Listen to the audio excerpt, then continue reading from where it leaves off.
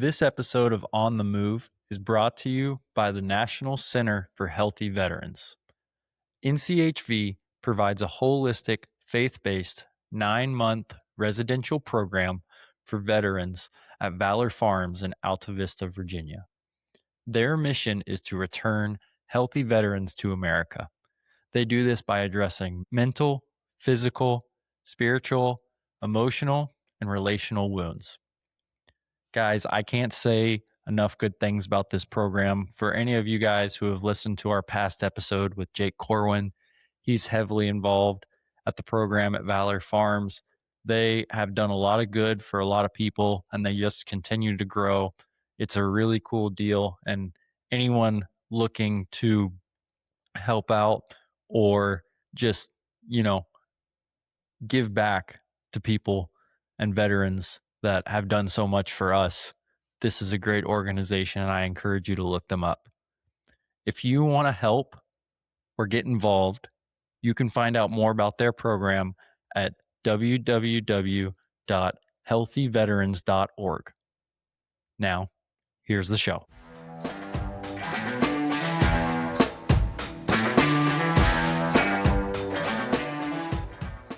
Hi, everybody. Welcome to another episode of On the Move. I'm your host, Joe McDonald, and today we have Elisa Wallace of Wallace Eventing. I got her name right, it looks like. She's currently joining us from Ocala, Florida. Elisa, thanks for joining the show. Absolutely. Thanks for having me on. Yeah, awesome. So I reached out to you because I've been doing this podcast for a couple years now, and I've found that unintentionally, a lot of times we kind of run in parallel with folks that are involved with Road to the Horse in one way or another. And I was like, man, it'd be cool if we could get all the Road to the Horse folks together and do interviews with them prior to the event. Just thought it'd be a cool deal. And so I was looking down the list of names, and I will admit I didn't know everyone on the list, but I did know of you. I think I had originally heard of you back in 2018. My now wife and we moved to Greenville, South Carolina, Mm-hmm. and that must have been the time when you were in Georgia still, correct? Yes. Yeah. So you were on my radar then because we were fresh out of college looking into things, and one of the things we really wanted to do was a makeover competition. And so we Oh. started like going down that rabbit hole, and at that point we hadn't really zeroed in on what kind of makeover we wanted to do, but I knew the Mustangs, right, was one of the options. And then you go down that rabbit hole and it's like, oh, well, there's this girl who at the time, you're probably a couple hours away from us, like she's Mm-hmm. big into that stuff. And so yeah, to me, when I saw the name Elisa Wallace on the Road to the Horse contestants, I was like, oh, that's the lady that does the Mustang stuff and is an eventer.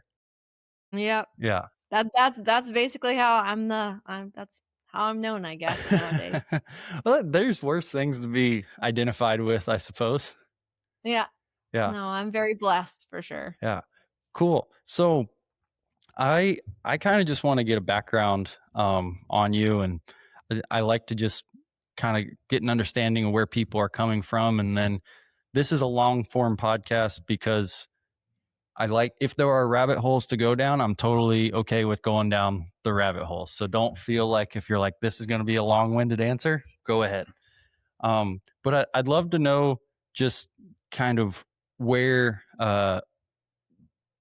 you grew up and kind of what, if you started in horses from a young age and kind of where it all began. So I was born in Warner Robins, Georgia. Georgia girl through and through. So my parents, both of my grandparents were on the Air Force Base, and so my parents met at the stables. They were young. I'm a product of teen pregnancy, but thankfully. So my dad rode. He actually had done. He was in more the Western events when he was younger, and then he switched to 3-day eventing when I was little. But when my mom rode when she was pregnant with me, my dad had me on a horse before I could walk. He didn't know any better. I think he thought it was pretty neat. So I was riding when I was 2, and I did my first show when I was 4. So I grew up as the trainer's kid. He thought it was funny that some of my first ponies were like feral.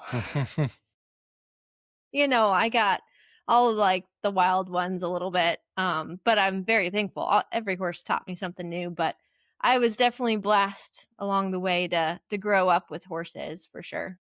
Awesome. Yeah, I definitely anyone who listens to this podcast, I kind of make a living in the colt starting and Western disciplines now. But I actually grew up 3-day eventing. My mother, she bounced around discipline wise, but in her early years, like pre me being alive years, she ran an eventing barn in Maryland and then also raced steeplechase horses. And then once she had me, I think she mellowed out a little bit and became a dressage trainer and just focused on Okay, dressage yeah. after that for a while. But yeah, I remember as a kid, I grew up in Virginia, and so there is, at least now, it seems like a lot more now than when I was a kid. Uh, there's plenty of activity in terms of Western disciplines. But Mhm, as a mhm, kid, it was very much like fox hunting country, uh, hunters, mhm. jumpers, and eventers, right? And maybe the odd dressage barn. But that was like 3-day eventing was pretty much the only way she could convince her boy to ride in an Mhm, English yeah. saddle is, oh, I get to do the cross country. Fine. I Yep, will cross suffer through country, everything else that comes with the English world. basically. So that's awesome. I bet that was a fun way to grow up. Speaking from experience, Oh, it's yeah. it's fun being a trainer's kid.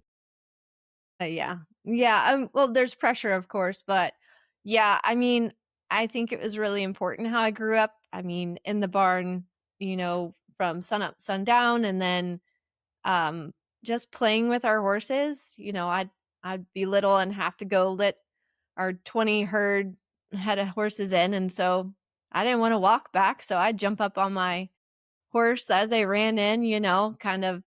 We did all those things, playing with the horses, swimming in the lakes, playing tag, doing all that stuff where you fall off, fall down, get back up. You got to learn how to fall off to ride. But yeah, I was very blessed to have that kind of growing up, and then later on my parents split up when I was a teenager. And it was kind of that period then where I thought like, "Oh, should I try to be a normal kid?" Like, because normal kids, like, play soccer or Hmm. basketball, I've, like it was always horses from the time I could remember. I always wanted to try to make a US team, go to the Olympics and stuff like that. So there was a time period where I was like, "Okay, well, maybe let me see if I can be, like, normal, and not do horses for, a little bit and see." Well, I could only last about 6 months, and then I was going insane. So, there was a time period where then I had to get a little scrappy and work at trying to find horses to ride and stuff like that because my parents split up.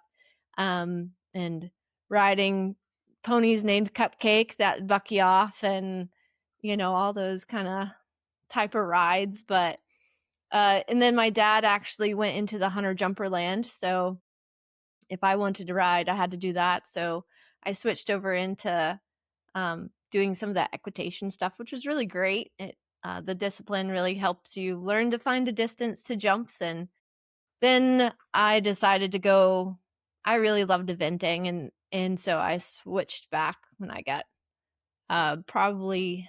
I saved up all of my money in high school graduation and bought a yearling out in Kansas, a thoroughbred yearling, and then drove him back home and stuck him in my basement. So that was because I Basement. didn't have yeah, I had a basement and a backyard, so I converted my basement to, like, stalls, and How I put how them in high there. was the basement? Tall Well, is the it was like, ceiling? it was a normal because it was in Georgia, so it's not like Florida, but, it was just a normal basement. I just kind of put stalls in there, where we had a garage door, like, on one side, so Well, that's handy. um, so the garage door opened up, and then you could go in, and I built 2 stalls, and It was great because it was warm during the winter, but then I worked hard to find a barn nearby that I could work off board, and just kind of then I built my career basically off of, working horses. And I went to school, went to college at Georgia State University, and just packed my whole day in, like Tuesdays, Thursdays from like 6 a.m. to 10 o'clock at night. And then the other days I trained and started competing and just kind of went from there. Wow. Awesome. Okay. So a couple questions about all that. Um, It's a lot. Sorry. no, no, no, no. It's great. I think it's awesome. Um, I imagine that was a really tough transition for you. Well, first of all, I think there's a lot of kids that grow up in the horse world that about like somewhere in those teenage years, they entertain the idea of, like you said, the normal kid deal. Yeah, The yeah. only exception I've ever found is like trainers that grew up being, ranch kids that were super remote. You're not going to high school with your peers or Yeah. whatever. Like you're just out there and it's like, well, yeah, it's not like I'm going to join the baseball team. Like we're just here. Right. Yeah. Yeah. But pretty much anyone who um, grows up in the horse world, and I like this analogy. One of my friends from South Carolina, actually, he and I were visiting one day, um, and he said, "Yeah, I dated a horse girl once, and I like went to her horse show, and I went there, and I was talking to everybody, and it was just its own ecosystem and its own economy and all this." Yep. And he said, "I felt like one of the Muggle parents in Harry Potter that like Yeah. goes in and it's like all of a sudden there's this secret world around me that I never knew existed." Right. That is very true. Yes. And so when you grow up like you're a trainer's kid or just a barn rat or whatever, there is Mhm. that time when you're like, I could walk away from all of this and Exactly. really change the lifestyle. And some people do, and it agrees with them, and some people they just want to go back. So, I kind of understand where you're coming from because I very much did the same thing in high school. I was like, I want to Mhm. play team sports and have more male friends and things like that. Right. Yeah. Yeah. Yeah. Um, but can you talk about that transition though? Because if you're a trainer's kid, um, and then you have that, like very much so, there's hard things about being a trainer's kid, but you have a leg up where you're like kind of just a crazy amount of exposure, right? Like you get to Right. bring the Mhm. horses in and do Absolutely. all the things. And then all of a sudden that's not there. And you realize like, oh, if you want this and you don't have the 20 horse herd in your backyard, you got to Mhm. really want this. Yep. So that was probably like a pivotal defining point for you, whether you realized it or not at the time. Yeah. Well, yeah, I think it just kind of, again, as every kid does with their parents, there's a bit of rebellion a little bit with me and my dad for that time period. So, but yeah, I mean, I don't know. I just always, if there's a will, there's a way type of mentality I was taught. And if you really wanted it, you'd work hard for it. And I never really saw that as a big um hump, I guess you would say. I just figured, well, I'm gonna, because I was also, as a trainer's kid, your horses tend to get sold. So that defining moment was me saving up my money, uh, and buying that yearling because that was my horse. That was it. And of course, my dad's like, "What are you gonna do with?" Me and my dad are like best friends. Yeah, but there was that time period. He's like, "What are you gonna do with a yearling?" And I was like, You don't need to tell me what I'm gonna." He's like, "You're gonna be in college," and I'm like, "Yeah, all the more time. I can just sit and hang out with my horse. Like it's great." Um, so, it was a little bit like, tell me I can't do it. I tell me I can't do it. That just means that I'm going to do it in spite a little bit. Yeah. Yeah. Well, you gotta, if you're gonna make it in something like this, or honestly any entrepreneurial type endeavor, Yeah. You got to you have that fuel. yeah, you gotta have that like I make the joke. It's like, well, I didn't know you couldn't do that, so I just went on and did that anyway. Like no one told me it was impossible, so I just did it. Right. Yep. Um, It comes in several ways of like, of course, I was a tomboy growing up, so I always hung out with the boys, but there was always like, the girl gets picked last, but then I was pretty athletic and so I was tended to be the secret weapon when I was growing up. Um so but yeah, that always just made me push me. It just pushed me harder. yeah. Okay, here's a question for you. Do you feel like that's an eventer stereotype? Because most eventers I meet are like the tomboy when they're younger compared to like a hunter jumper rider, for example. Yeah, maybe. I don't know. I mean, eventers have to be really gritty. Like you have to like be willing to take this smack in the face in the dirt. But I don't know. I'd be curious to do a poll of what the percentage of us girls that were tomboys versus not. So Yeah. that would be Like, interesting. again, and maybe it is because I don't want to like by any means discipline bash and say it's any more difficult than something else, right? But Sure, venting, you could sure. make the argument, is probably a little more physically demanding than most of the other English disciplines from a rider perspective, just because you have Yeah. that cross country component. It's like Yeah, an you have to extra have that fitness. endurance. Yeah. Yeah. Yeah. Yeah. Okay. And then here's my other eventer stereotype question for you. Um, did you feel like those years of equitation helped you? Because that to me is like, I'm not saying really good eventers, but there's a lot of places in the country. I feel like you could go to the local eventing show and the Mhm. equitation is like really, really, really bad. I mean for me, the variation and of disciplines, I think, help make you better as a writer, anyways. So, um, I think nowadays, though, modern eventing, it's gotten pretty tough. Like the sport is definitely um, gotten more polished, I guess you Hmm. could say. I don't know if I could say that. Whatever. But No one I listens do to think this. You'll be people fine. I do think people work really hard. And it is tough because it's 3 disciplines in Hmm. one basically. So, there's been a lot poor some of my students where, there will be tears because like one phase you'll feel like you nailed it and then you may suck the other 2 phases or you get 2 of the 3 right and then you just, it's amazing what you'll do for that much of success. That little bit can feed that hunger Hmm.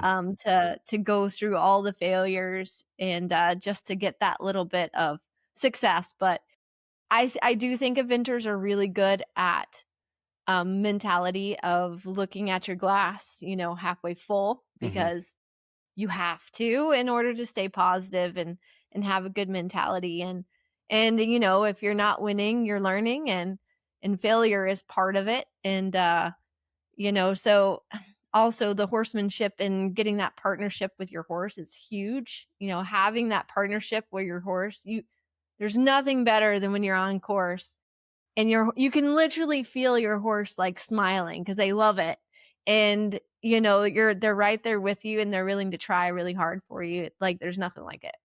Yeah. Is that what you like what you just said? Do you feel like that's what attracted you back to eventing? Yeah, I liked, well, there's only a little bit of subjectivity because of the dressage portion, but getting it back to, yeah, like making it about the partnership.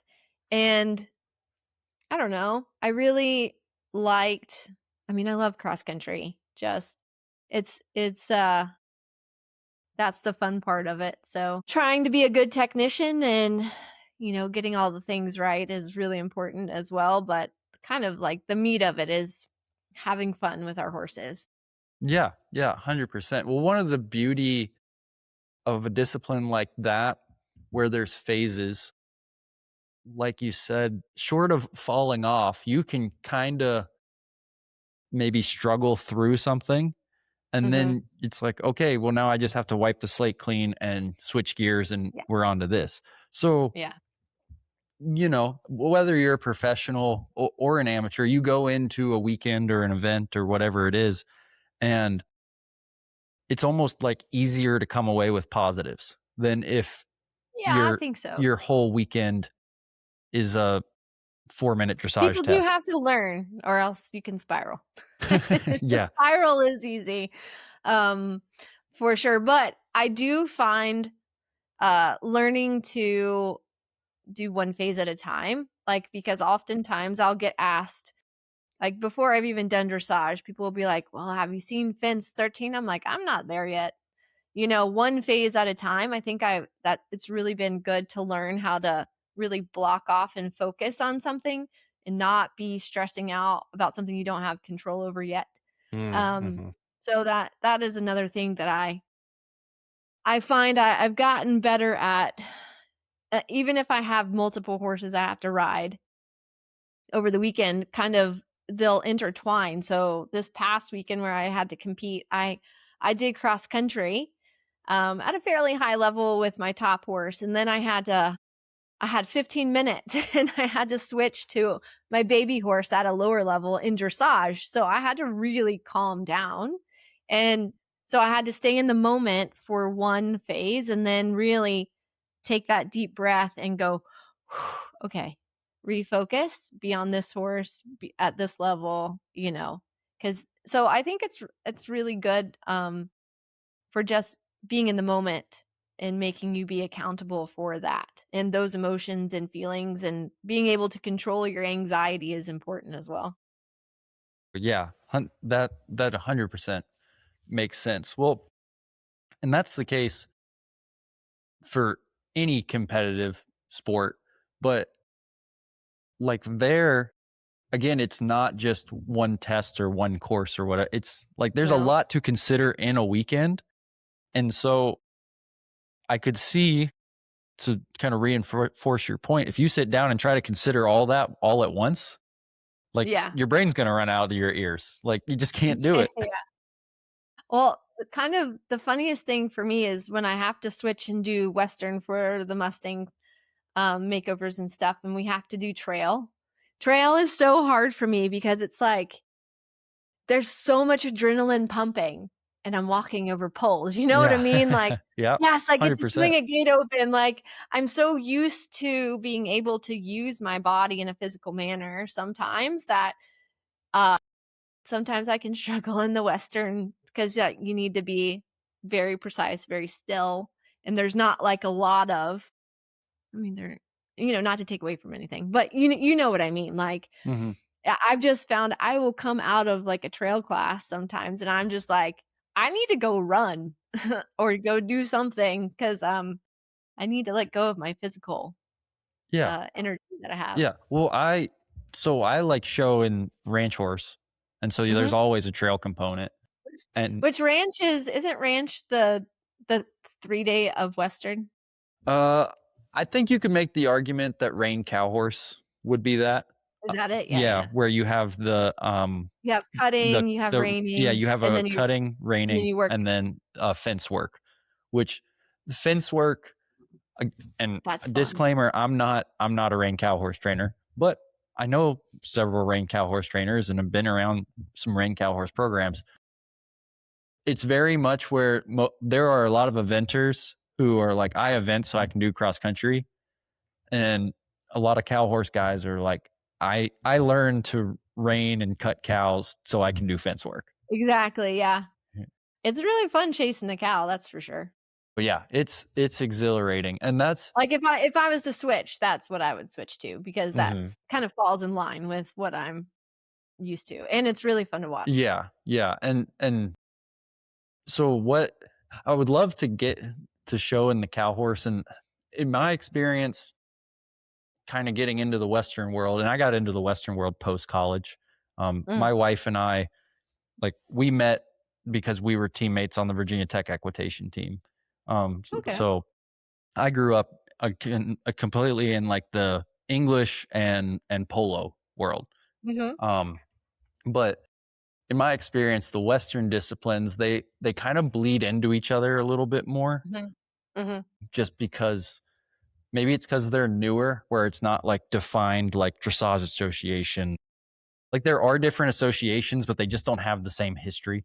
So like one of the things, like what I show in is the versatility ranch horse, which is it's similar to the cow horse, but it's actually at most like AQHA events, it's 5 phases, and they Mhm. include a trail and a rail class Okay. with those other with variations of those other 3 things.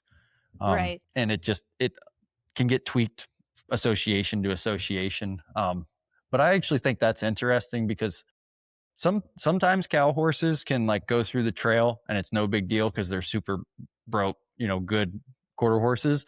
And then other times they're so high powered and twitchy that like Yeah. dragging a log is gonna blow their brains. So Yeah. um but to your original point, yeah, going and showing in any kind of trail competition is like I've never figure skated, but it almost feels like trying to do like a not physically demanding figure skating pattern where you're like, I just need to let Yeah. all of this flow. Like I just Where need to you let it literally are doing happen. the figures. Yeah. Yeah. 100%. Yeah. But at the same time, you're like, but I'm showing, and it's almost That easier adrenaline to is go there. in and like chase a cow or run around a cross country course. Absolutely. Yes. Yeah, because you're working off of your reactions and that quick response versus like having to control that and be very calm for your horse in that moment to side pass over a pole and to not hit it. you know? So yeah, I always found that kind of difficult. I always had to work on controlling my adrenaline in that phase. Yeah, that makes sense. Well, let me ask you another eventing question then, because I know cow horse guys will say this. They feel like one of the hardest things is their 3 phases sort of contradict each other, right? In terms of um like there's one phase, cutting, where it's like, okay, you take over and you watch this cow. There's another phase, reining, where it's like, do not act unless you're asked to act. And then there is fence work, which is arguably a blend of the two, right? But it's a completely different position on the cow, for a lot of it compared to the cutting pin. Right. Um, at least is my understanding. So if any cow horse guy disagrees with me, feel free to comment. But that's my understanding, and it's what I've heard other people say. So do you feel like there's times where you kind of have to manage, like, okay, like I'm getting you like in your training regiment, right? In the weeks coming up, it's like, okay, this is preparing for dressage and now, but then I'll need this in cross country. Like, do you ever Um struggle with that? well, I feel like it's very horse based. So each horse is going to have weaknesses and strengths. So I'll just do an example of my top horse, uh, Lysivora Quality. Her bar name is B. She is a highly opinionated mare. Um, and I remember the first cross country I took her on, we had one after the dressage and the cross country I thought for sure. I was like, "Oh yeah, we'll just canter around, sweet, got this in the bank." She took off with me, like, we were bolting. I felt like I had no control. I had to do circles on the cross country. I ended up coming, like, 2 minutes later because I was like, "I can't we're gonna have to have this conversation." So for her, you do have to be careful with the obedience factor, right? Because if you have on cross country, horses need to have at least I like to train my horses to be able to take care of themselves. They have to Hmm. have a sense of self responsibility when we're out on cross country. However, it is a partnership, and I would like my horse to hear my influence every now and then, right? So like that is part of the partnership. I steer them where to go in the correct balance, and then we get over the fence. So for my mare, the training, I've had her going on 4 years now. And I feel like we're finally getting there. Um but the training in dressage has really helped for the communication in cross country and show jump. So just that amount of rideability is just enough, but she has her own opinion about things. I do trust her in certain situations that if I mess it up, she'll step in for me. So that's where it can be tough because you don't always want to have your horse like super obedient because sometimes we're wrong. And Mhm. you want your horse to be go, not today. No, we're not doing that. We're doing something different. But in a positive way. Yeah. It's kind of like if Bail I'm you coming out, to this basically. yeah, if I'm coming to this big ditch and wall and I'm coming and it's a horrible stride, by all means, let's save ourselves and come on, let's go type of thing. If Okay. that makes sense. No, no, absolutely does. Absolutely. And I just think it's interesting. I mean, it's one of the reasons I enjoyed eventing when I was in that world. And then I like the disciplines in the Western world where they've got to do more than one job, right? They're not just completely specialized. Um, because from a horseman's perspective, I think it maybe challenges you a little more. Now, don't get me wrong. It's also very difficult to be elite at one Mhm. thing, like show jumping or whatever it might be. Um, so I just think it's cool to have a horse and to use your term, like have a strong enough partnership that you can navigate different problems, which in Venting's case are like very different problems going from dressage to cross country. Um, and be able to get through that, like, basically through a conversation with them. Yeah.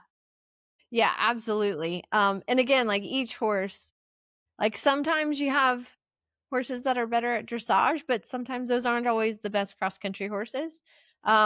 Like one of the new horses I got um most recently, he's been a bit of a he's a cheeky fellow. However, he loves cross country and it's like finally after our first event, he thought, "Oh, okay. You're cool. You're a cool friend. We can do cross country together. I'll play with you. I'll do the other phases as well." So, Mm. um, it's been interesting to kind of get to know him, but that can be the struggle sometimes. And again, you kind of have to tailor your program to each horse and to each kind of what their strengths are and what their weaknesses are. The best horse I ever had, to me, I'd rather have a horse that maybe struggles in dressage, but is an amazing cross country and jumper because you got two phases of that. You got one dressage. Um, and dressage, we're always trying to be better. You're never going to be perfect, like ever, even some of your best scores. But you're always like, well, this could have been better and better and better. But man, some of my top rides, they're the feeling that you had on that I've had on cross country and how like perfect it felt. It's just kind of like that puzzle piece, that last puzzle piece that you put in, it gives you that like sense of gratification that just you fill up with. So, um yeah, I'm rambling, Yeah, but no, that's great. So, I'm glad you brought that up because that actually was gonna be my next question. Um, what when you're looking for a prospect, for yourself, right? Because I assume it's one thing to maybe buy something that's gonna be an amateur horse one day, but when you're looking for a prospect for yourself, what are you looking for in an eventing horse? mm. So for the sport nowadays at the top level is pretty darn tough. We have to have a horse that has a fair amount of thoroughbred blood because, well, and each horse is different. But, at the end of the day, they have to have that endurance, and that comes from that thoroughbred influence, essentially. Um, Nowadays, your modern event horse has kind of been bred. We're more so warm bloods nowadays versus back in the day. It was your off the track thoroughbreds that did most of it. But that was the change from where eventing, they made it a shorter format. They took out the steeplechase in the long format. So that was kind of a pivotal moment. Um, so it has kind of changed a little bit in the animals that we have to have nowadays. They have to be good movers to score well in dressage, and they have to be brave on cross country and fast, and then they have to be able to keep up the rails on the third day. So it's funny. In my barn, my probably top 3 horses that I just have now are all Irish sport horses, and then I've got a couple of my off the track thoroughbreds, that I have because my retired horse that I did 5 stars with, he was an Australian thoroughbred. There's nothing like riding a thoroughbred. They spoil you on cross country.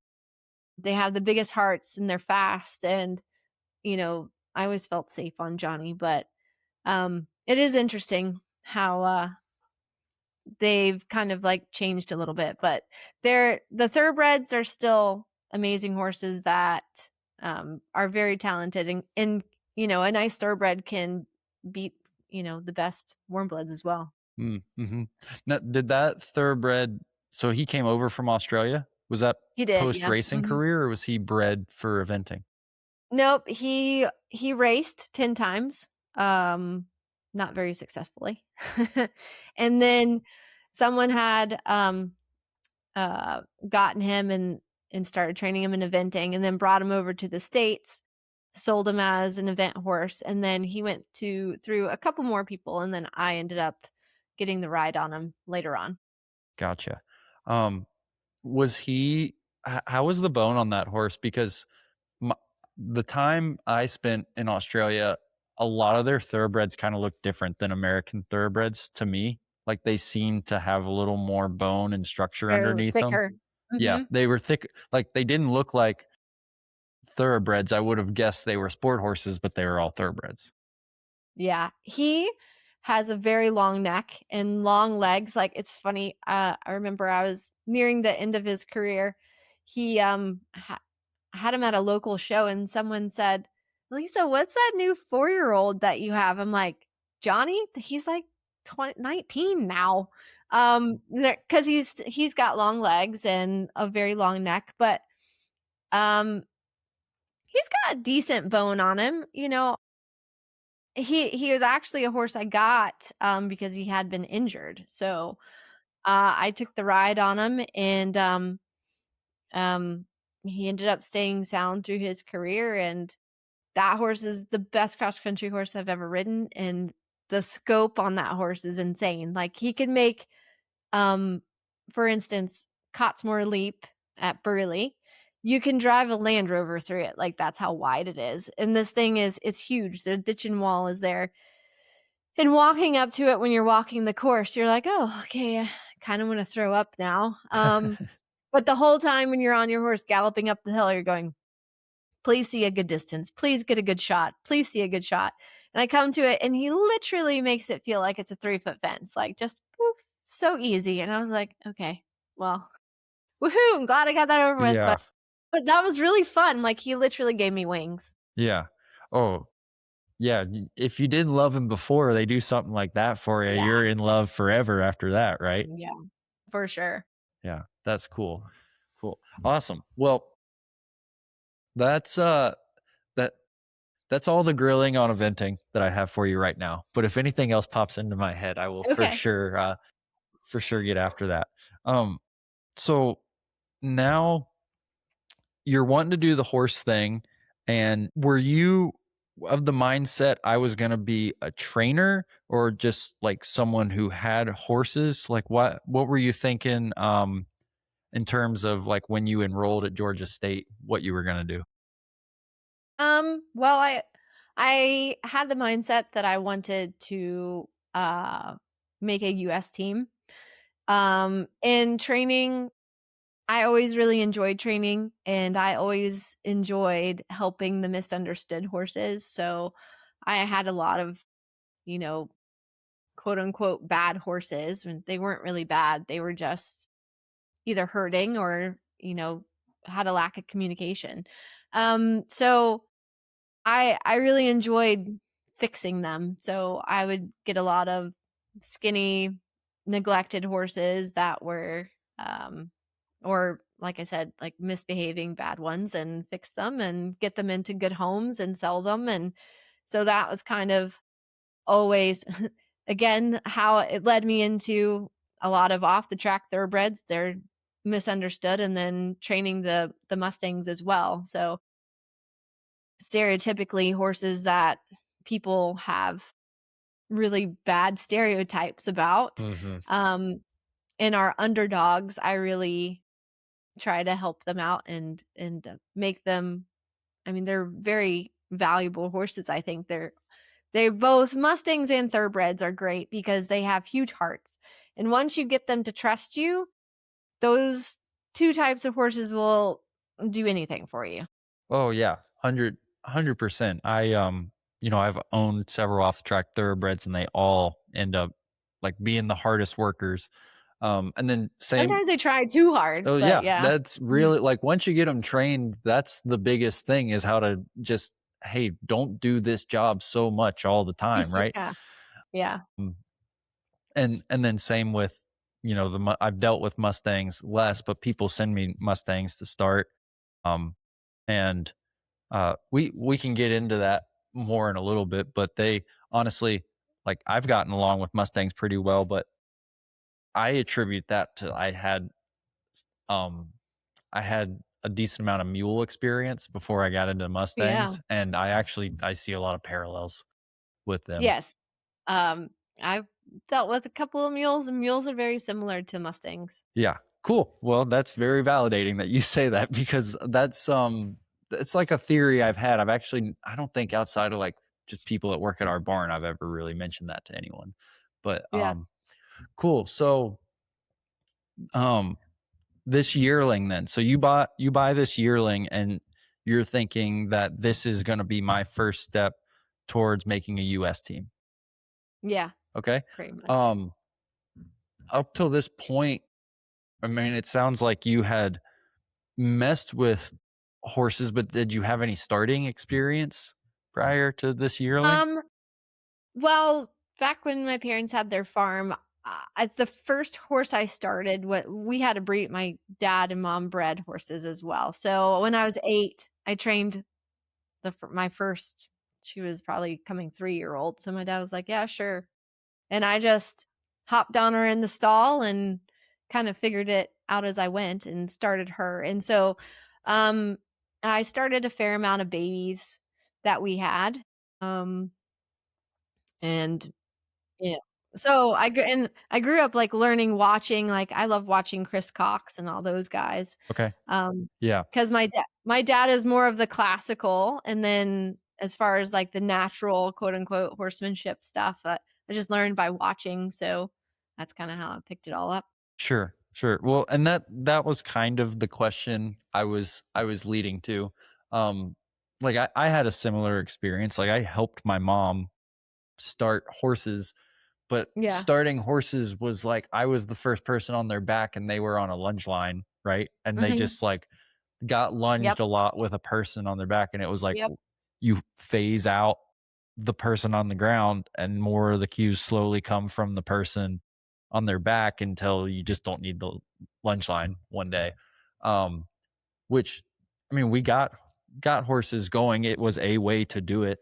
And then later kind of the same thing for me. It was, DVDs and clinics that rolled through town and stuff like that, and got exposed to kind of a different philosophy and way of thinking, and definitely different methods at least.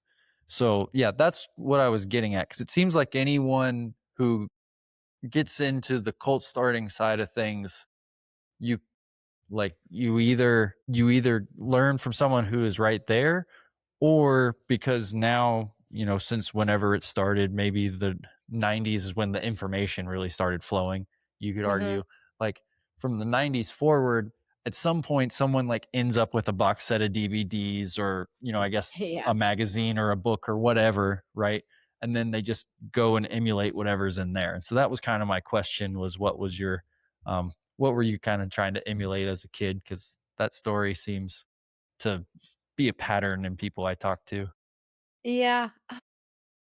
Well, I don't know, emulate. Well, I mean, I always wanted to be like the top event riders, but um I just really loved watching all the horsemanship stuff because again, I had to deal a lot with horses that had tough issues, So, and I've always done a lot of stuff bareback, so that's a little bit like my style.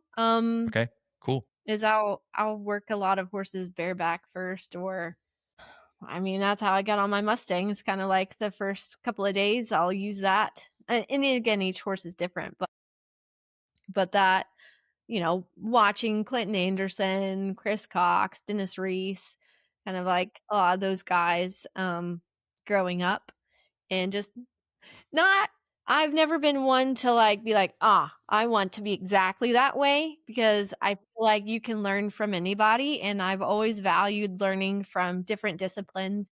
Hmm. My goal has always been to have a lot of tools in a toolbox, because I've had some really unorthodox horses that by the book, you have to throw the book away. Yeah. No, Yep. it's like they're completely opposite of what you, like, think you should do.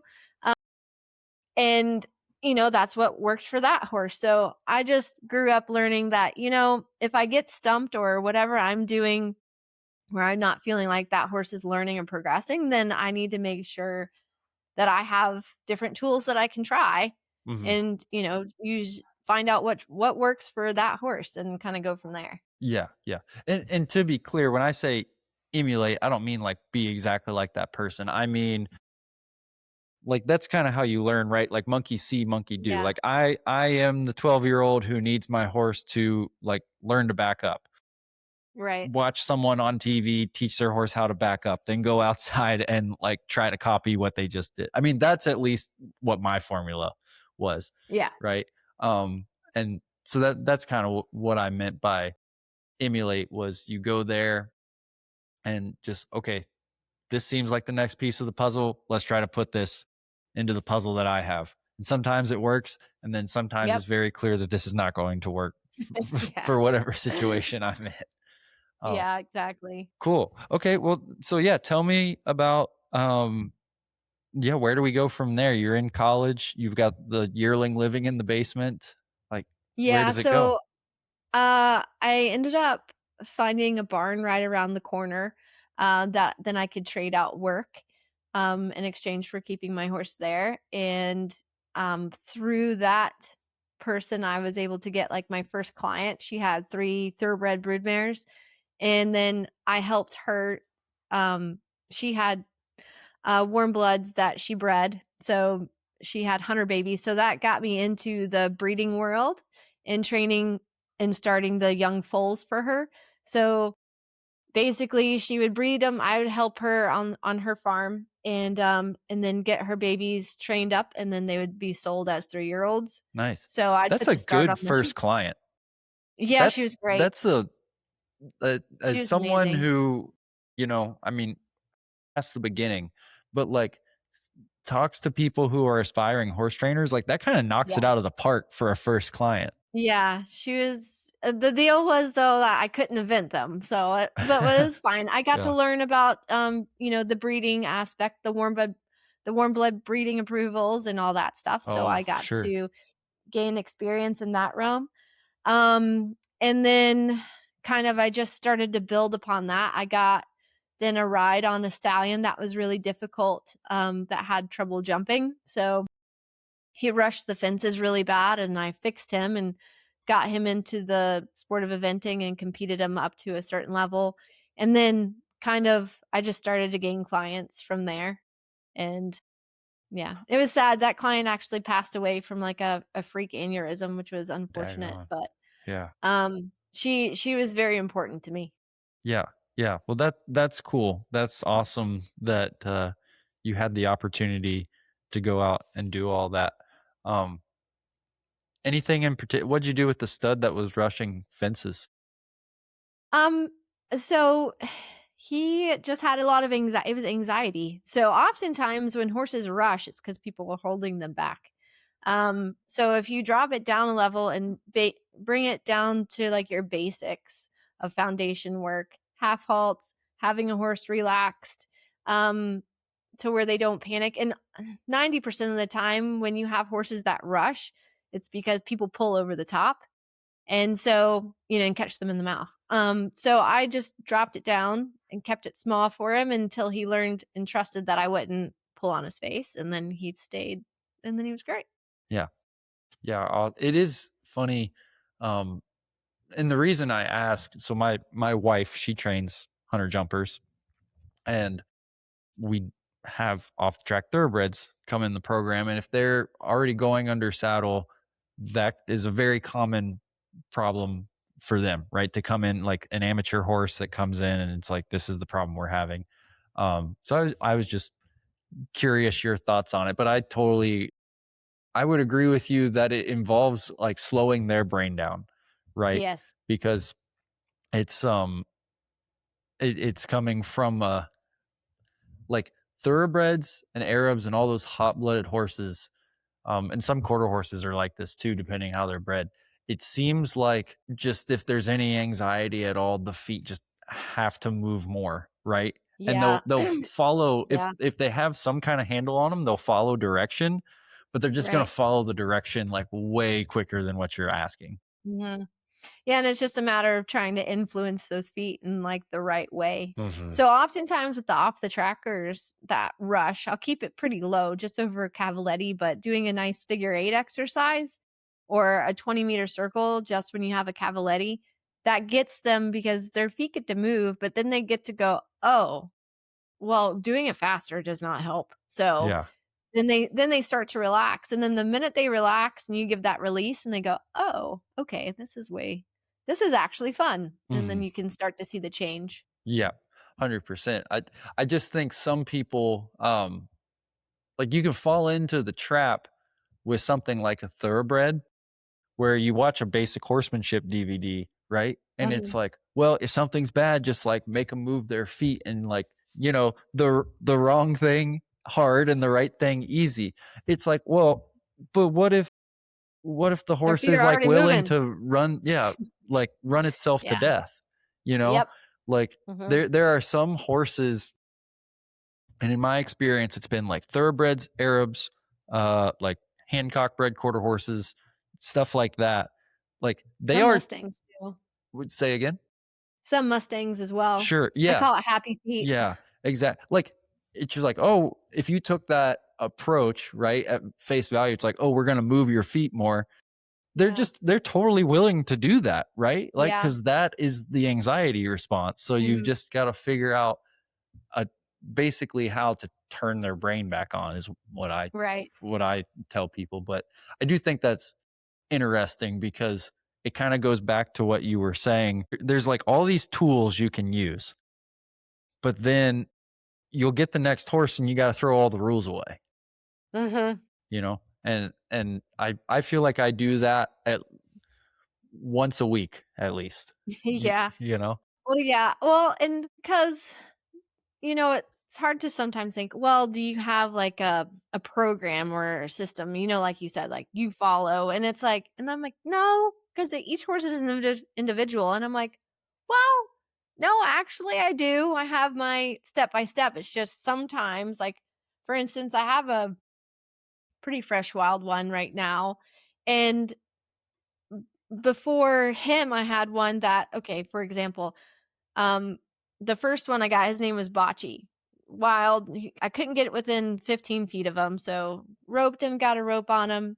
The minute I was able to touch under his chin, which is really weird, but that's what he offered me. I touched under his chin, and he was like, "Wow, you can like hug my head now." And this was like within the first day. And but he didn't want me to touch his body anywhere, but I could touch his face, under his chin, throat latch, that's a little strange for wild ones. Typically they don't, but Mhm. again, each one is different. Then the next one I've got, this new one, could not get anywhere near his head. He would stand there and let me rope him. Like he would just be like, "Yeah, throw the loop on me."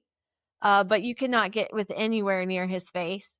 He offered his shoulder, and I'm like, okay, well, it just goes to show because I had comments on my bocce videos of, well, if that were me, I would have gone in and touched his shoulder, and I was like, well, good luck because he would run. Yeah. That's not what he offered. Um, then the new horse that I have, like he's still a little bit, he freezes a little bit, but he offers the shoulder, and I've had to build to teach him to like touch my hand with his nose. Mhm. So it's so interesting. You have to be willing to, and then I've had some that have offered their butt to touch first. It's just kind of like figuring out what they're willing to offer you, and then kind of build it from there. But the processes are all it's all in that same bucket. It's just sometimes they're in a different like what's the word I'm looking for? You do it in a different way, like a different Mhm. order. There we go. Yeah, yeah, for For sure. each horse. Like Um, sometimes you can pick up the foot, and sometimes you that's later. yeah, yeah. There's a couple different ways I've articulated it, and I've say it on this podcast a lot because these are usually the type of conversations we end up having. But it's kind of like you've got to learn all the rules so you know how to break all the rules, Yeah. right? Yeah. And then actually, my favorite way it's been articulated by some of the people I've been around, it's like the methods will change, right? The touch them here. Um, but if you really dig deep, the principles are almost always in there, right? Mhm. And so that's I think what's so hard. Um, and we can talk about this later because it's kind of a component of Road to the Horse, right? Is like talking about your program. And Right. so horses, in my experience, do not really fit programs, just how their brains work, right? We Mhm. just talked about how everyone is different. Yep. But if you're going to teach a human, like having a curriculum and a laid out program Yep. is how you Yep. need to teach a human. And Mhm. so if you're going to figure out how to help this horse and help this human coexist, you're probably going to need a blend of the two somewhere, right? And that's kind of where the art is figuring out how to blend all that um Yeah. and not sacrificing like what I would say like not sacrificing feel for structure and not sacrificing structure for feel.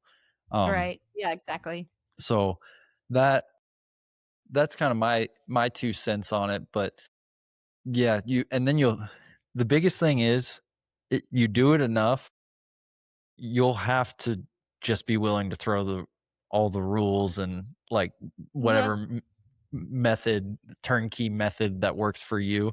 Like eventually you're just going to have to throw that out the window cuz you're going to find a horse that's not going to work with. Yeah, for sure. Cool. Okay. So how did it go with that yearling? Because I know you said you got a client and everything, but were you able to develop that yearling and go on and Oh, show it? yeah, so Jackson, that was the yearling's name. He's now 27, so he's retired in my field. Okay, cool. But, I trained him up to the advanced level. He won a lot of competitions along the way, and he had to retire due to injury, but he was an amazing horse. We were able to make the Pan Am selection trials. And it's funny because I had someone they brought out their checkbook. They're like, name your price. I'm like, doesn't have one. Sorry. Um, That's a good and so feeling though when someone does that. yeah, yeah. I mean, he was amazing horse. He was a horse that so intelligent, and like the harder the combinations were, the more he loved it, and it seemed like the more he thrived. So he really was he spoiled me because he was such a pleasure to train. And he really he thrived off of training, like typical thoroughbred that way. Um and he was a funny dude too, because you would catch him, he would be passed out. Like, I would walk up sometimes and I'd see an ear hanging out from underneath the door at the competitions because he knew cross country was happening. So he'd be like asleep, and people were like, "Does he know he's going cross country?" I was like, "Yes, he's just that dude that strolls up and then boom, he's on. He's on. Like he was that way. He was very chill about his life. Maybe that's because he had to be in a basement when he was younger, but Yeah, I bet he he was was good and trained to a stall, huh? yeah, yeah, well, yeah, and I did a lot of, like, ponying him because when I had him in my basement, I didn't have a lot of turnout, so I rode him on the road and did all that stuff that in hindsight, I was like, "Oh, well, yeah, he ended up being really well trained," but, um, no, he was amazing. He did so many things and, like I said, spoiled me. quite a bit, and then I retired him, and he has been really good at helping my babies out in the field. So Yeah. he's that goofy type of gelding that is very chill about stuff, and he really puts he's a good influence on the babies. So Yeah. Man, we've got one of those. It's kind of the same you gotta deal. have one of those or Yeah, else the a babies just run amok. mid-20s gelding who's the Yeah. babysitter, oh, he's worth his weight in gold. Yep. Yeah, For sure. 100%. That's awesome. So, okay, for anyone listening and for myself, can you kinda define what you mean a little more when you said your goal was to make a US team? So, to be on the Olympic team for eventing would be we have several different kind of teams where you can, like for the Pan Am, the Pan Am team that you can make where the Pan Ams are a, place where countries have to compete in the Northern Hemisphere, in order to get your bid in for the Olympics. So we have to be first, we have to be gold or silver in certain selection trials in order for our country to be able to compete in the Olympics. So, um, but kind of those, it would be like the Olympics or the Pan Ams or the World Championships, Yeah, World Equestrian Games. yeah, and that was kind of my question is, like, w what are the eventing outlets, like events where you would be Mhm. named to a US team? And it's getting because they keep changing the format of eventing in the Olympics, which is kind of like a constant battle because it's like, is it really still our sport? Like How are they in some changing it? ways. Give me So some background on that. so they're changing it in the fact that our team, well, back in the day, you used to be able to have 6 horses. So it would be 4 riders and then like 2 alternates. But nowadays, it's just down to 3 riders that make up your team. And if I'm remembering this correctly, because they change the rules all the time on us, but I think we're allowed to. You get penalized for it, but you can take a horse and switch it for the 3rd day. So like if you had a horse that ran cross country, you as a team can then take your alternate and have your horse run on show jump day, which defeats the purpose of Yeah, I was gonna say, wait, that's just eventing. like who has the So best again, string. they get penalized for it, but the reason why they are doing that is for some of the smaller countries to be able to finish. Does that make sense? So, like, oftentimes, if you're if they're cutting down the number of team members, and as a team to finish, you have to have 3. So, they're trying to have them have an end score so they can finish, if that Okay. makes sense. So if I am like a smaller country in eventing, um, and for whatever reason one of our 3 riders doesn't finish, then you are just scratched completely? Like the whole team is scratched? Well, like, those riders can continue, but yeah, like, you won't place in the team medals. Okay. You have individuals and then you've got team, Sure, sure, right? like Yeah, dressage and show jumping. Um, yeah. okay. They Huh. they keep on whittling the number of our riders down, Yeah. so it gets harder and harder. So again, yeah, that's the very brief, shortened version of it, but they keep adjusting it and tweaking it.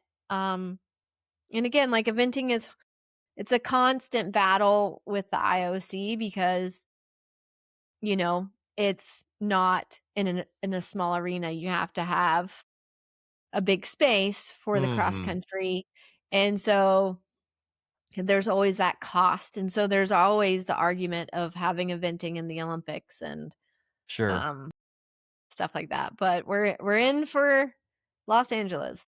Yeah. Well, I would think that's probably one of the easier venues to accommodate eventing. I mean, I know Southern California is hard, but it's not unheard of for Olympic venues to be like, and then, the horses are over here or the marathons over Yeah, here or whatever. and they're actually holding it at one of the racetracks. I'm blanking on I know the name of it, but I'm being horrible right now.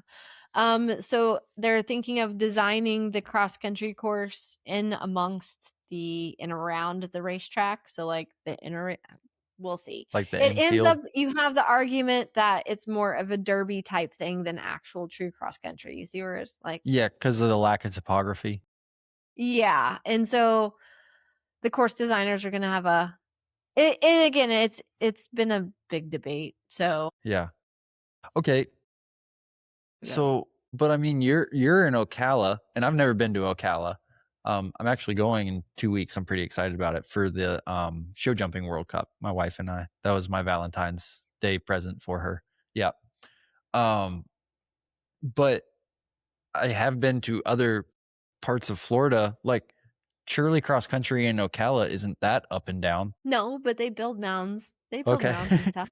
No, Okay. no, it's just well, again, like, for the Olympics to have a spectator sport, right? Like, Mhm. everything is in an arena where it's easily visualized. The argument to take Sure. eventing out of the Olympics is it's a bigger space, it's harder view even though I believe the last was, like there were a lot of people that came and watched, and it was very good. Yeah. Well, in my experience, like I've never been able to go to like the Kentucky 3 day, but I did go Man, you're missing out. oh, I know.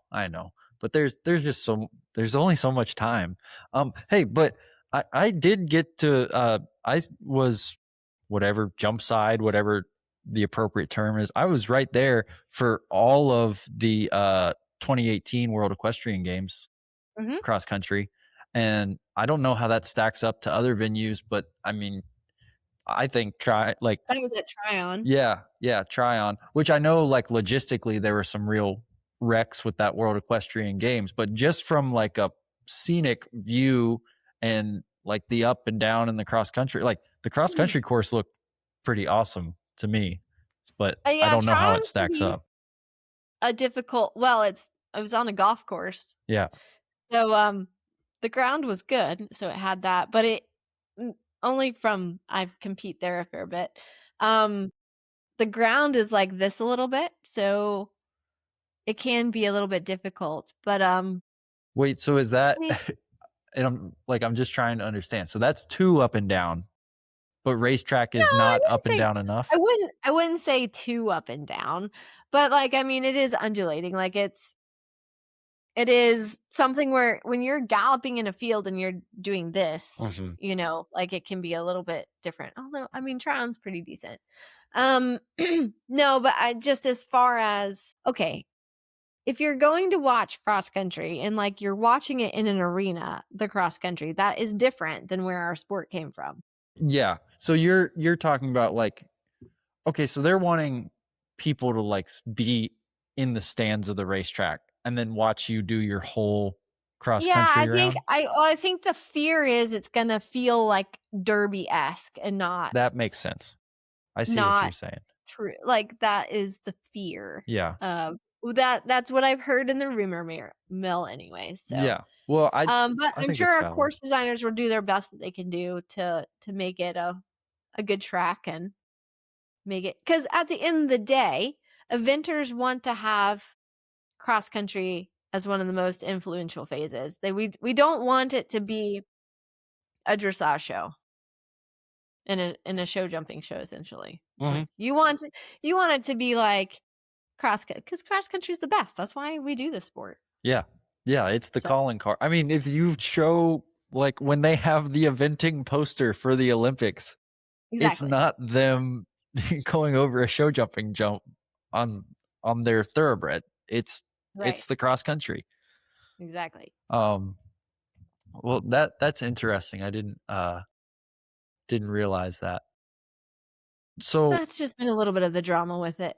yeah, well, there's always drama with Mm, I think events of that size, but especially the Olympics because it's like just horse sports are hard. They don't fit into the cookie yes. cutter of all the other sports for a multitude of reasons. But I do feel like I don't know all the sports, but like surely you could blow up that argument with like, well, they always do a marathon at the Olympics and they always do like some sort of big cycling race at the Olympic. Yeah. And it's like the marathon's the same. Like to me, from a spectator standpoint, it's like a similar deal Mhm. to the cross country. And you're never going to take the marathon out of the Olympics. Like Yeah. that's No. one of the calling card events. So Yeah. yeah, interesting that that's a debate. I didn't realize that. Mhm. Okay, so now I got to ask, like, you're on this path and you've gotten into the warm blood breeding and all these other things. Like, where do the Mustangs fit in to all this deal? Um, so at the time, both my upper level horses had injuries, and I had just my young horse, and I had a friend of mine that I had watched. She had trained a couple of Mustangs for the makeovers, and I had enjoyed watching it and seeing them transform. And so, um, it was always on the bucket list, and it was during like the summer that, and I didn't have a lot going on, and so she ended up entering me in the competition for Clemson for a Mustang makeover. And I figured, hey, so what is a great way to kind of show that I'm a trainer, I can train a horse is training a Mustang, right? That kind of helped spread the word and be a good calling card for me. So I was like, what am I going to do with Mustang? I'm not going to keep it. Like, it's fine. Um, at that time, they were randomly selected, and we had 120 days to train them. And so Fledge was my first Mustang. This was 2012, and he was also a stallion. Good. Whoopsies. Typically every horse is gelded when you get it, but somehow they missed his little presence under there. Um, so at the time I was working in training for a client that we had the farm in Jasper, Georgia, and she was very accommodating with the fact that, oh, here's my 3-year-old wild Mustang stallion that I'm now bringing to the farm. Um, but about 30 days in, because after that 120 days competition, they have to be auctioned at the end of it. Yeah. And about 30 days in, he's an amazing horse. Like he was so smart, and I I really just kind of fell head over heels for him a little bit. And he's 13 3-hand little red plain Mustang. And I was like, there's no way I can give him up. So I decided I wanted to keep him. And that horse and I have done demo. That horse is priceless to me. He has done so many things for me. It's crazy. He's been on he was a stand-in for on Ozarks. You know that show Ozark? Yeah. Oh yeah. So there's the episode where they have the horses, and there's the stallion where they cut the stallion balls off or whatever. Okay. They geld him. Uh Fledge was the horse that had to do the lay down. So we had to have a horse that had to lay down in this open wash rack area, and I had 5 chances to lay him down. No ropes or anything.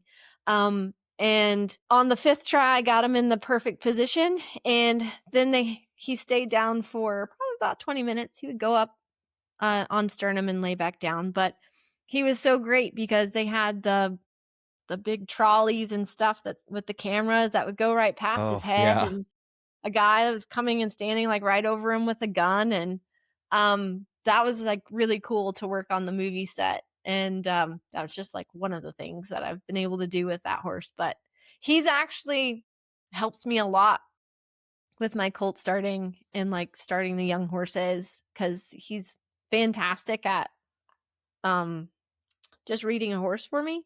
Mm. So it's kind of like I can be on him and be ponying and working that horse, and he'll just read it for me. Like, you don't even I wish he was a little bit bigger because he's only like 14'1". So Oh sometimes he yeah. really has to it's hard when those colts start snatching you around, or sometimes the tall ones will hit him on top of the head. Poor thing. Yeah. Because he's so little. But of course, I didn't have that when I started him, I just kind of got on and rode him, and he was a good boy. But he's done so much for me. Yeah. Awesome. Cool. So in all that, the 30 days, like had you really dealt with Mustangs prior to that at all? Um, my ex-boyfriend at the time um had a Mustang that I worked with a little bit. So that was kind of like my he was trained, Yeah. but and so he was a little quirky about things.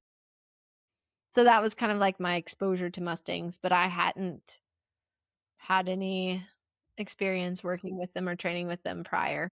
Sure. So, I mean, this is a pretty open-ended question, but get can you kind of tell me like from him and then since then, like there's a lot of thoughts out there about Mustangs, Mm. right? Yes. Like what are your kind of general impressions of Mustangs and how they stack up as far as being around them and doing things with them uh compared to domestic horses? They're incredibly smart horses. Mhm. They come in all different shapes and sizes. And I feel like whatever discipline you want to do, you can find a Mustang to do it with. They're pretty athletic.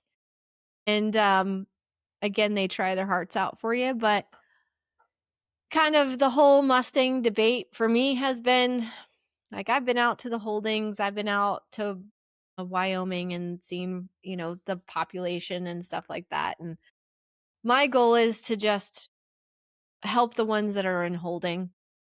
There's over 50,000 in holding right now. So if I can train them to be good horses, then they're going to be in good homes. So that's kind of like what I can do to help them and get the word out and show that they are quality horses that it's funny because I've had people go, "Can Mustangs jump?" And I'm like, "Well, they don't tell us to have a 6-foot panel for a reason." Like, yes, it can jump. Um, so it's a horse that can jump. But I've literally found they can be so versatile that they can do anything. Um, and like I said, they can come in every whatever color you want, shape, size, you can find it in a Mustang. But they are so smart.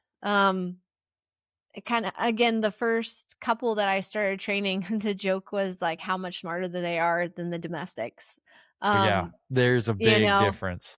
there's there's a it, and what I found is with Fledge, my first one, is like uh he can literally hear my thoughts. So that really kept me accountable of where I was in the moment. And so they're pretty good at keeping you honest.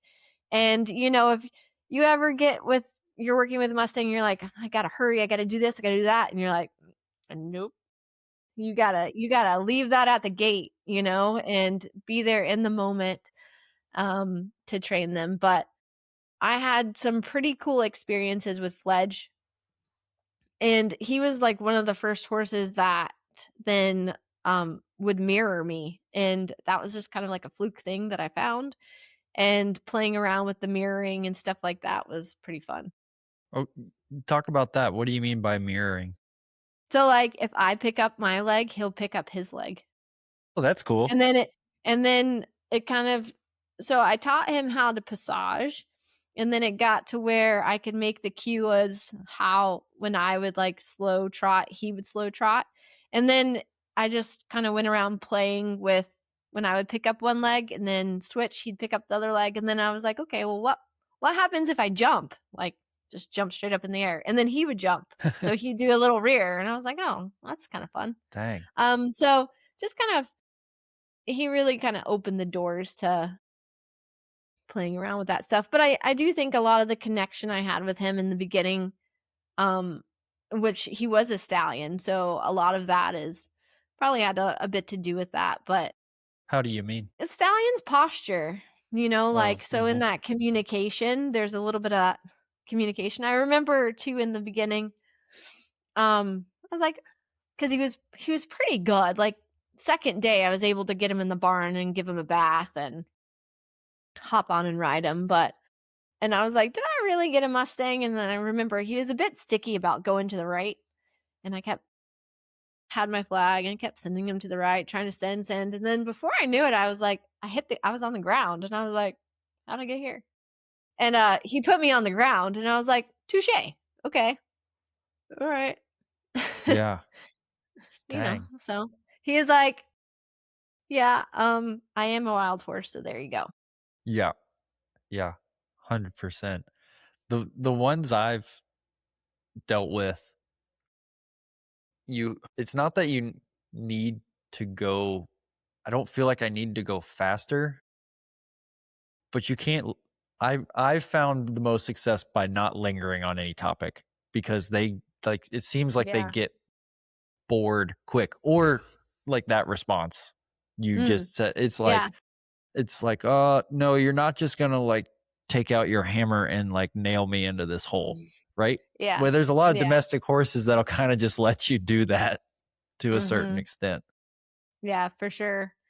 Yeah, there's a bit of it can be very easy. I think this is where sometimes people struggle with the wild ones is knowing when to push and when not to push. Because like, you can keep a horse in that state of like freeze or fear for a long time. And so you got to know when I kind of see it as we're learning how to communicate with them. So I figure it's like ABCs, 1, 2, 3, building up the words to then building up the sentence to then having a paragraph, right? So you have to be able to push a little bit to be able to get past that.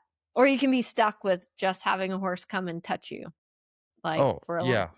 Yeah. you know. 100%. So um, and that can be the trick is knowing when to push and when not to push, when to give sometimes and then that's where I think it's really good videoing. And like how I started all my YouTube stuff was I just really enjoy the stories of the horses because I think oftentimes, growing up you watch all the horse movies and they make it all dramatic and about like the person, but really, the horses are so dramatic. Who needs drama in your life if you have horses? Because it's a soap opera of oftentimes with them.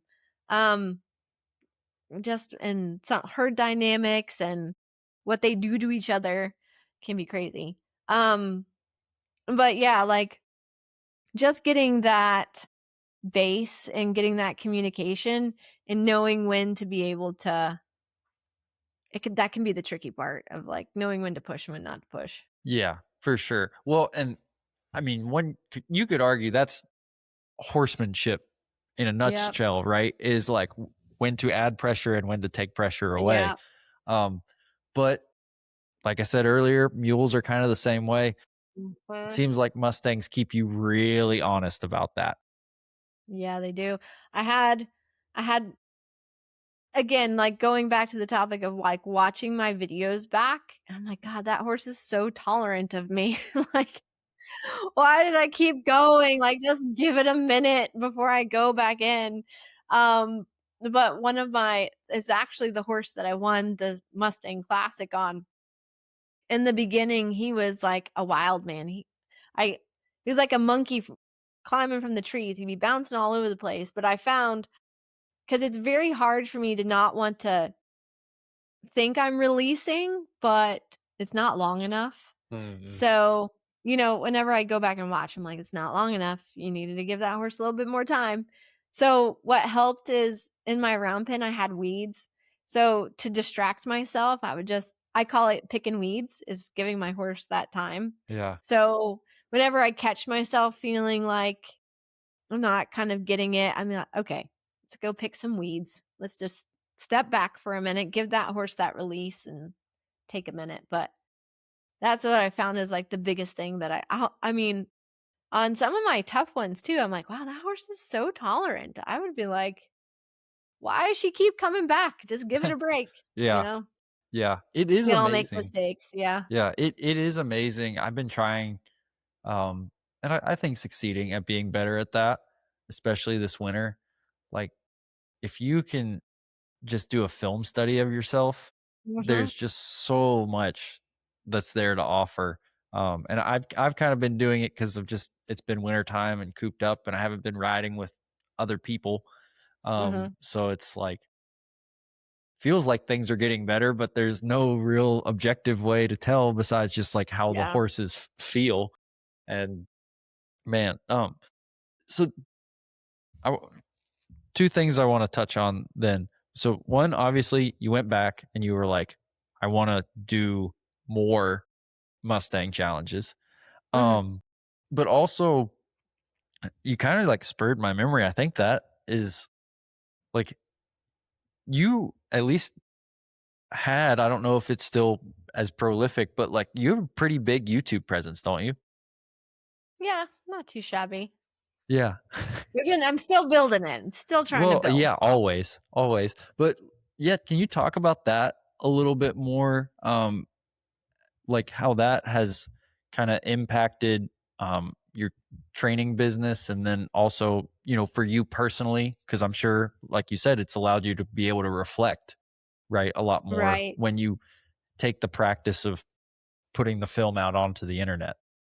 Yeah. I mean, yeah, you put yourself out there, so it's gonna come with critics and it's gonna come with people that support you as well. But for me, again, my goal was always to like show the stories of the horses, and it's always good to have like my runs, and I figured I learned from them, so can people.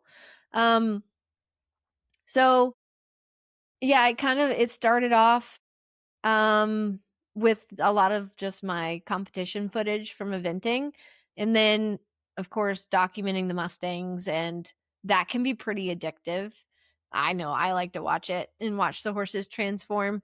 Um but it can be pretty detailed, so producing those videos and going back through and watching hours and hours and cutting and editing and making it watchable sometimes can be the tough part.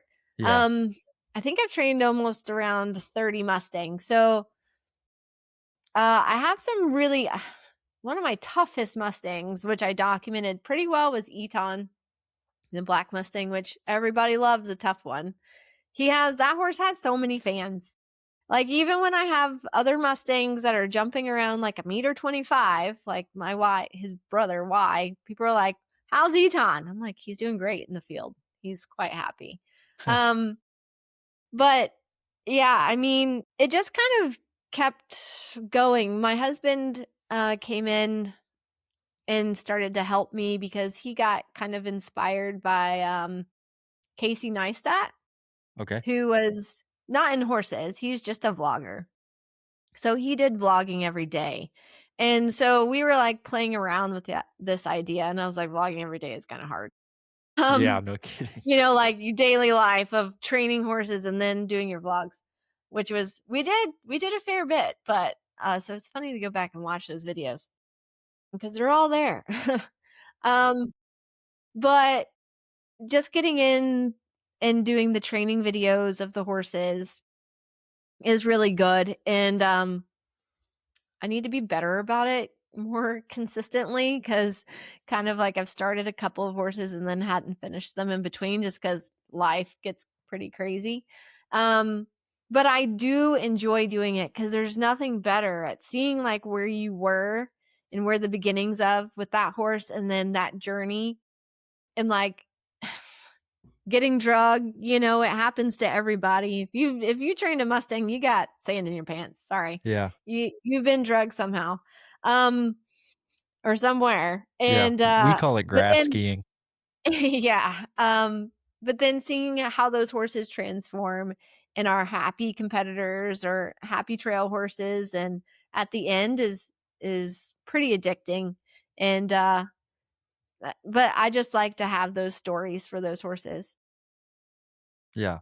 Well, no, it's cool, and man, it's not not even like for like in a braggadocious way, but it's like you have a body of work, right? Where you can go back and you can say like, "Well, yeah, I did this with this horse and did this with this horse." Mhm. And like as someone who trains horses for a living, I feel like it would be really cool to watch me start a horse from 2 years ago and, like, see how that went Yeah, for and sure.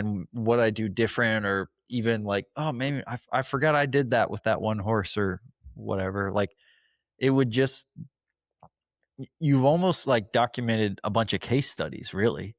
Right.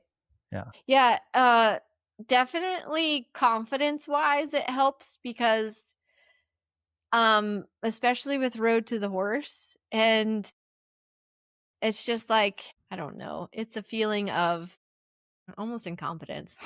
Like, "Ah!" Yeah. But then I'm like, "No, I do train horses, I can do this," you know? So I go back and I watch some of my toughest ones, and I'm like, "Yes, you can, like, you have all the skills, you have all the tools."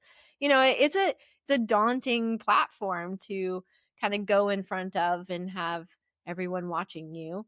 Um, but again, like, I so everyone asks, "Are you nervous?" Yes, I'm nervous when it comes to any competition, but, like, you want to do your best that you can do, you know? Yeah. Um, but, like, it's like every day I have that competition in my mind, so, um, even, like, when I work the wild Mustang, like, obviously, I'm not on an hour, and 30-minute block to get Right. that horse ridden in that moment, but just having those kind of thoughts in my mind, like, as I'm training this one and, the other ones that I do, because I mean, I start a couple of, colts every year. I'm not like a super high volume colt starter. There are guys that are doing like 50 to 100 horses a year, Mhm. and I don't do that many. Like, I'm more so like the bouger kind. I get all the, like, the warm bloods that people send me to get them started in dressage and Yeah. or the hunters or eventing. So I start them all that. Um, but I still really enjoy I've watched Road to the Horse for a very long time. And, actually a good friend of mine has won it twice, which was Tick. Um, Okay. so Yeah. it was great seeing him, do some well. And I had been asked to do it, uh for several years, and it always kind of coincided with a big competition of mine, and kind of it's like this past year, I'm like, I'm not getting any younger. And, and it's coinciding with a competition, but I was able to we have other competitions, so Yeah. I was able to kind of be like, I'm going to put this as a priority here. It's been on the bucket list. I'm not getting any younger. Um, I and then I ended up having a horse fall on me in November and break my ribs and bust up my knee. So that's been fun. Oof. Great prep.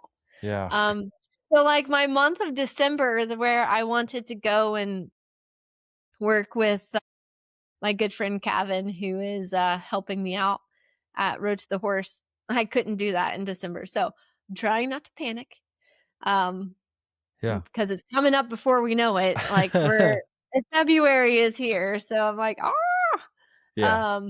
But like I said, we have like several Mustangs because my working students get Mustangs as well, and we train them. And my poor kid, she had her Mustang, and the third ride, she ate some dirt on that third ride, as can go.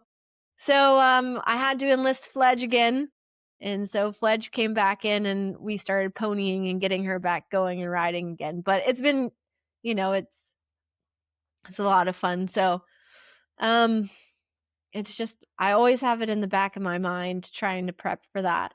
Yeah. While I'm still balancing my eventing calendar and Yeah. getting all my event horses fit and making sure I'm not broken in the process. Yeah. Those are all good priorities to have. Yeah, Um, well, and my mom had this saying when I was growing up, like, there's always another horse show. yep. I promise you there's always another horse show. And um I've definitely been in situations where like, oh, we're building to this and this is the only focus. And you know what? Like 3 days after that thing's over, it it's just like it's gone. and then there's another Got horse to build show. for the next year. Yeah, yeah, exactly. So I'm glad you're doing Road to the Horse. I think it's pretty cool.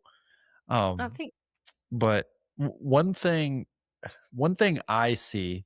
So I've never done the Mustang, but I've done a couple of like makeover, like I've done the thoroughbred deal and then some like rescue makeovers where you have kind of the similar time frame.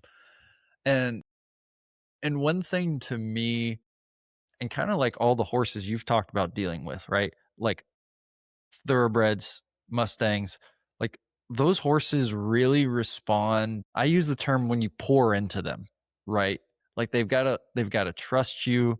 A lot of times there can be maybe some physical things to fix up and make them feel better.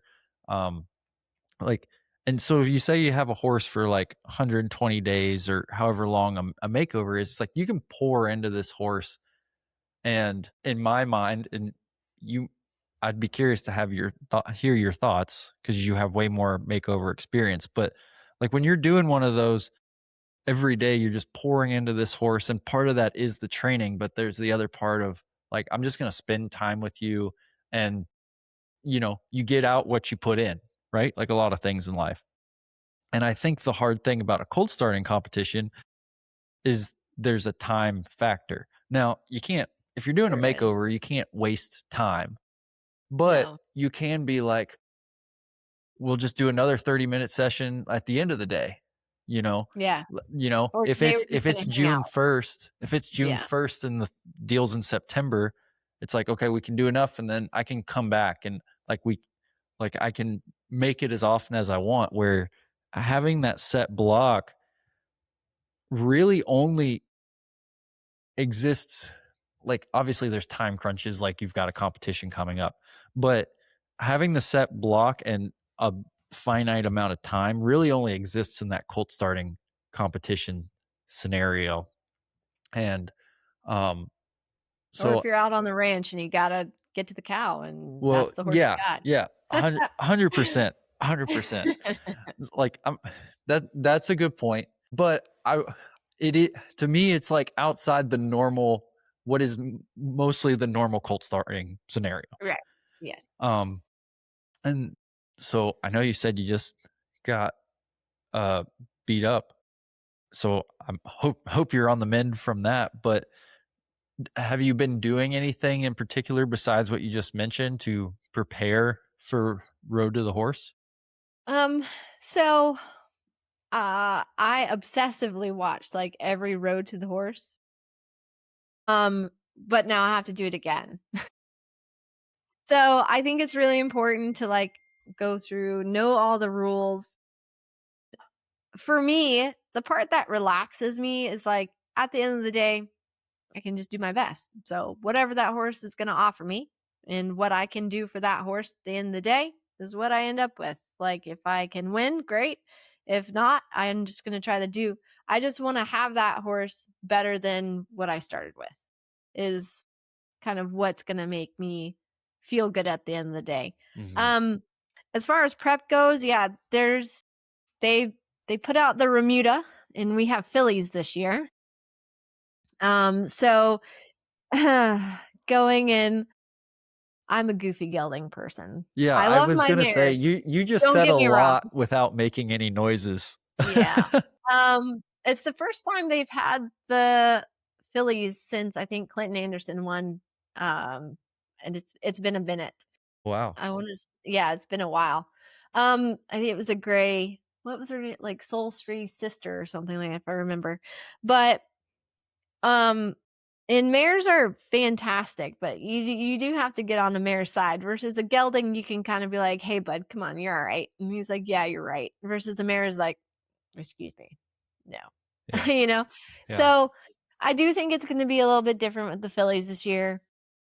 We have the Remuda, so they've given us like kind of a 10-second clip that we can analyze. We've had also all the bloodlines. So I think it's really important doing the homework and like having your knowledge on those bloodlines, the horses, because at the end of the day, we got to pick one. Now, I think they're all fantastic horses, but it's always tough in picking. Yeah. I think. So I do think because 'cause I've done, like, the Mustangs and picking out Mustangs from very limited space and kind of a time crunch that can help me, in some ways, but yeah. So and I also think I've talked to Tick and, talking to a bunch of people, um, and getting tips and information of, what they think is helpful, uh, is all in part of the prep. yeah. Yeah, awesome. That's a really good point though about picking the Mustangs because that's really not how anyone picks prospects like No. ever besides that situation. Yeah. So that's that's It a can be really good tough point. because it's like, "Oh, look, I saw it walk." Yeah. Now is it just like a draw straws and then you draft sort of deal? Like what's the format for Yeah. that? So, basically, you draw numbers out of the hat, and then the lowest number goes first, if I recall. And then you're given 60 seconds, so a minute to kinda walk through the herd and kinda pick out your horse. But we are able to because earlier on in the week, the wild cards are doing their horses, Mhm. and they do bring our Remudas out to where they run around the arena. So we get to see them interact, which is nice 'cause, um, but, oh, that's gonna be hard. Yeah. I do think that's also, like, the fun and exciting part of it is, Yeah, it'll be fun like really yeah, fun, I like, it's think. gonna be amazing, and again, like, I'm trying to view it as school. I'm going to school, Mhm. and I can take a little bit of that pressure off. I'm going to have this horse as my teacher. Let's see what we can learn. Let's see what we can do, type of thing. Yeah. Well, and again, I'm not in your shoes, but just from having watched Road to the Horse and other colt starting competitions, obviously, just like anything, you got to prepare as much as you can. But then it's like you're really in a like play the hand you're dealt situation Exactly. because Yeah, I, stuff I don't care happens. who you are. Some horses are just easier to start than other horses. Oh man, there's those horses that make you look like an amazing trainer, and then like the other horses that are like, I can't even get a halter on it, Yeah. type of thing. Uh, I do think the Mustangs have helped me kind of figure out sometimes other ways. Because look, I grew up eventing. I didn't grow up with a rope in my hand. Uh, I'm horrible. It drives me nuts. I'm like, I'm gonna get yelled at by so many people how I handle my rope because it just is what it is. I've been practicing, but um, because at the end of the day, that rope can help you. Because there have been several people that I've watched where probably Wileen Wilson was, who's another fellow Mustanger, who she didn't have her rope when she went in, and the horse was just running. And then finally she was like, "Okay, I know my rope's not there. This is where the rules are really important." Yeah. Um, and she just finally once she decided to take the bite on the points and they gave her a rope, it was like so late and she finally roped the horse, got on the horse, but um so I do think being handy like that and I've also learned like if I'm sucking at throwing a rope, there are other ways I can get a rope on a horse. So the Mustangs have kind of taught me to be a little savvy that way. Yeah. And because like not all of us are good at throwing a rope. Yeah. Hey, well, it makes you feel better. I like to rope recreationally, but there are a lot of scenarios where, like, if you're have a horse you need to start, or like scenarios I've been in where it's like I need to start this horse and you can't catch him, and we just ran him into a round pen or whatever it Mhm. is. Like spinning a loop and throwing it on there is not maybe the best option because, like, even if you're super talented, I mean, a there's guys way better than me, and they can just whip it on there. But if that fails, Yeah. you've just like backtracked a bunch. Where it's Yeah. like if we can just sneak it on there, and then Yeah. it's just like now there's a rope on the horse, Mhm. and the anxiety and the energy didn't go up from Mhm. it. It won't look as cool. It might not make it to TikTok, but like it'll go quicker. Yeah, exactly. Yeah, I mean, well, that's where it's been funny, like, this past Mustang that I have, like, um, I've had a couple that have been you go and you throw that rope and boom, they go back the other way, like, they're smart. They know when you're throwing a rope, and again, Yeah. I'm not great at it. But this new one that I have, he's like, "Yeah, throw the rope. It's fine." I'm like, "No, it's not helping me right now." Yeah. Good boy. Good boy. Yeah. Yeah. Good boy. But I've kind of he like I said, he has been a tough one to get to halter because he was so bad about his face. So he's been one that's been helpful for me for preparing because I'm like, oh, that's another way. Like, every time you train a horse, you learn a different technique or something else. Yeah. And he's been a fun one to kind of get notes on. Yeah. That is quirky that he'd stand there and let you rope him. It's so weird. Like, yeah, Yeah. he and what was the interesting thing about this horse is, if you were to take your long whip just to touch him, completely "Wah!" run away. But if you let that, like, lunge whip and the rope touch the ground, he's okay. If the rope is touching the ground and the stick can touch him, but if it's just the stick and no rope touching the ground, so it's an interesting thing I noticed about him. So it's just kinda like things like that that can be kind of little side notes that help you take on, like, what can keep a horse comfortable in that moment is, okay, Yeah. fine, have the ropes touch the ground if that's what you want, you know? Yeah. Yeah. And having that flexibility, because I mean, that you're going into a setting where like they are searching for any kind of comfort, right? And that can either like be super positive to where it's almost like if they realize they get any comfort from you, they lock in completely. Yeah. Um, but then, you do But then something. it's so hard because then on the 3rd day, because the first 2 days, they have all the other round pins in there, and then the 3rd day, there's nobody in there. Yeah. So, you gotta make sure your ABCs 1, 2, 3s are pretty solid. Yeah. I mean, that's kinda just my goal is that I just can get that horse to hook on and be like, "Okay, cool, let's have some fun play." Yeah. Yeah. Well, and I know I heard another person who's been a part of Road to the Horse, and I know we had the whole spiel about like programs earlier, Mhm, but he said I went in there with the attitude I'm just gonna demonstrate my program. Like mhm. this is how I work with horses. I'm just gonna explain Mhm. how I work with horses, and if a lot of stuff gets done, great, and if not, like I'm just there to demonstrate what I have to offer. What'd you do? Yeah, Yeah, exactly. And I like to me, I felt like that was a pretty healthy perspective to have on the whole deal. Um, yeah. but it'd be cool. One leg up.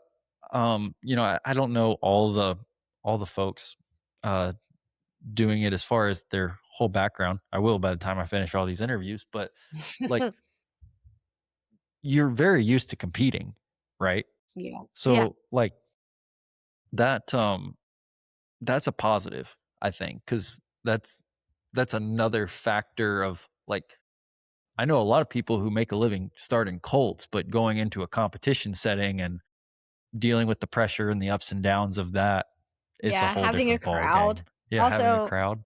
and then having how horses are gonna respond to the crowd differently and just Yeah. yeah, there's been moments where, And I'm sure and you've you're familiar with the venue because being an eventer, I'm sure you, like, have gone well, yeah, there. but well, we're at Alltech, so Oh, okay. Well, yeah, because I guess being an eventer, there's no reason to be in there. no, we don't Okay. go to the Alltech. We're on the other side. We're Okay, on the that's other a good side. point. Well, Yeah. you're at least it's not like you're having to, like, go across the country somewhere you've never been or No, nothing like but that. I love Kentucky.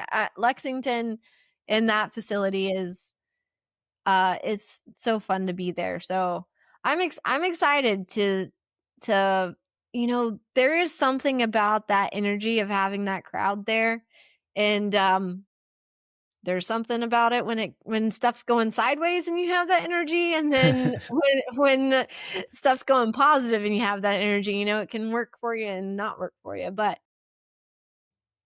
yeah, to just kind of like I said, for me, being in the moment, being there with the horse and trying to learn as much as I can and enjoy it, like it's an amazing experience to be able to have. And to be invited to. And I'm just hoping that all my years of training and being with horses has prepared me for this moment.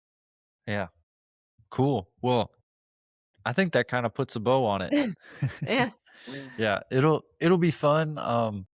Elisa, thanks for taking the time Yeah, today. absolutely. It was fun. Yeah, it was a really fun conversation. I almost always I do always enjoy these. I don't know why I said almost, but I always enjoy these. For anyone listening, do you want to like plug your business, social media, YouTube, all Sure. that stuff? I'm on Facebook at Wallace Eventing, ElisaWallaceEventing.com. And then is my website, and YouTube. It's Wallace Eventing is where I post a lot of my videos.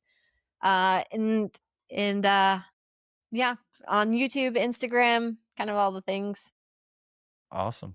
Cool. Well, thanks for joining us. For everyone listening, we'll see you guys in a couple weeks, and you can catch Elisa at the 2026 Road to the Horse.